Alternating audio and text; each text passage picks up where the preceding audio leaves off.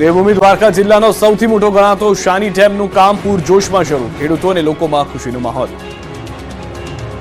કલ્યાણપુર તેમજ ઓખા મંડળના 110 ગામો માટે પીવાના પાણીનો મહત્વનો સ્ત્રોત ગણાતો સાની ડેમ છેલ્લા 6 વર્ષથી વિવાદમાં રહ્યા બાદ આખરે આ ડેમનું કામ પૂરજોશમાં શરૂ થયું છે, જેથી ખેડૂતોમાં ખુશીનો માહોલ જોવા મળી રહ્યો છે।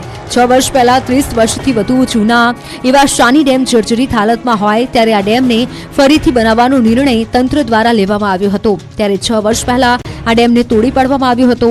વિવાદ બાદ ઝડપી કામગીરી શરૂ થતા હાલ ડેમના પાયાની કામગીરી ઝડપી પૂર્ણ થતા ખેડૂતો ખુશ થયા છે।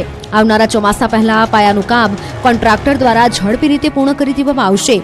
અંદાજિત 34 કરોડના ખર્ચે આ ડેમનું નિર્માણ કાર્ય હાથ ધરાયું છે। આગામી 2025 સુધીમાં આ ડેમનું નિર્માણ કાર્ય પૂર્ણ થશે।